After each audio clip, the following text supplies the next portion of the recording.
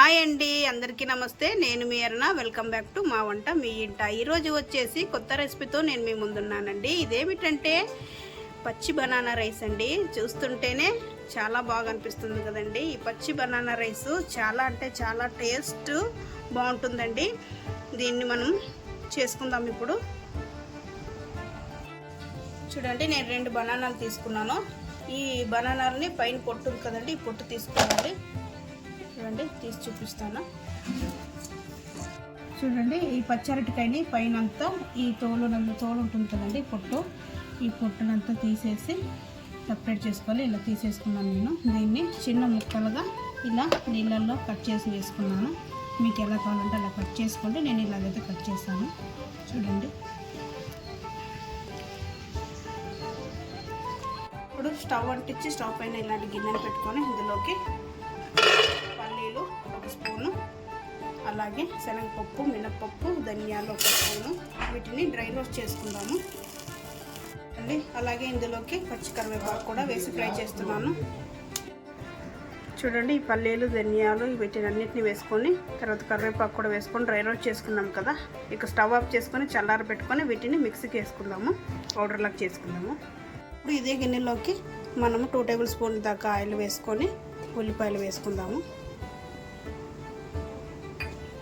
2 ఉల్లిపాయలు కట్ చేసి నేను ఇందులో వేస్తున్నాను. వీటిని ఫ్రై చేసుకుందాము. అలాగే ఇందులోకి కొద్దిగా కరివేపాకు వేసి ఫ్రై చేసుకుందాము. చూడండి, ఇందులోకి నేను కట్ చేసి పెట్టినటువంటి టమాటా ముక్కలు 1 టమాటా తీసుకున్నాను. అలాగే పసుపు, అలాగే సాల్ట్, వీటిని అన్నిటిని ఒకసారి మిక్స్ చేసుకుందాము.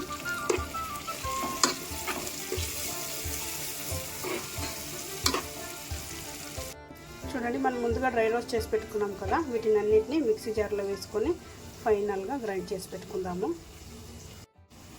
చూడండి, మనం మిక్సీకి వేసుకునేటప్పుడు దీన్ని బరకగా వేసుకోండి, మెత్తగా వేసుకోకండి. ఇప్పుడు ఇదే మిక్సీ జార్లోకి ఒక 6-7 వెల్లుల్లిపాయలు, ఒక చిన్న అల్లం ముక్క, అలాగే ఒక 4-5 పచ్చిమిర్చిని తుంచి వేసుకుంటున్నాను నేను.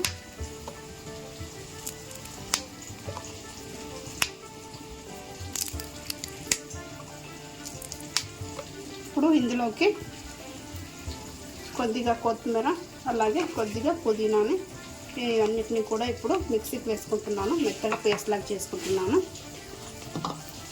చూడండి, ఇలా మిక్సీ పట్టుకున్నాను. ఇప్పుడు దీన్ని తీసుకొని ఇందులో వేస్తున్నాను. దీన్ని కూడా 1 నిమిషం పాటు ఫ్రై చేసుకుందాము.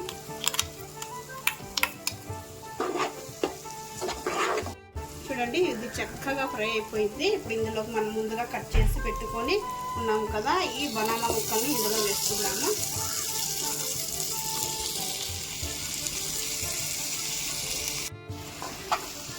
ఒకసారి కలుపుకొని తర్వాత ఒకసారి ప్లేట్ మూవ్ చేసి దీన్ని కాసేపు ఉడకనిద్దామండి. ఈ ఆయిల్లోనే ఇది ఉడికిపోతుంది.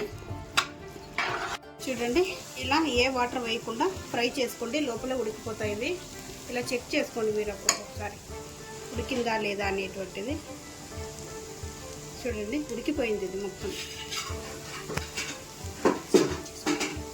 ఇప్పుడు ఇందులోకి మనం ముందుగా రెడీ చేసి పెట్టుకున్నాం కదండి, ఈ మిక్సీకి వేసుకొని పెట్టుకున్నాం ఈ పౌడర్ ఇందులో వేస్తున్నాను. ఇంకో విషయం అండి, నేను ఎక్కువగా ఫ్రైలు చేయాలంటే ఈ పౌడర్ ఎక్కువగా యూజ్ చేస్తాను. చాలా బాగుంటుంది ఈ పౌడరు. ఇందులోకి రైస్ వేసుకుంటున్నాను. ముందుగా నేను రెడీ చేసి పెట్టుకొని చల్లారి పెట్టుకున్నానండి రైస్ని. ఈ రైస్ని కూడా మొత్తం ఇందులో వేసుకొని కలుపుకుంటున్నాను. చూడండి, ఇది మొత్తం కలుపుకున్నాం కదా, ఇందులో కట్ చేసి పెట్టుకున్నటువంటి కొత్తిమీర వేసుకొని ఇంకా సర్వ్ చేసుకొని తినేయడమేనండి.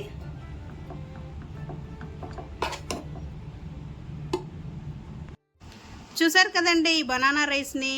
మీరు కూడా ట్రై చేయండి. కొత్తగా చేసినప్పుడు ఇంట్లోనే చక్కగా తింటారు. ఒక ప్లేట్లో ఒక్క మెతుకు కూడా వదలకుండా తినాలంటే ఇలా కొత్తగా చేసి పెట్టండి. మీకు ఈ వీడియో ఎలా అనిపించిందో లైక్ చేయండి, షేర్ చేయండి, సబ్స్క్రైబ్ చేసుకోండి. Thank you for watching.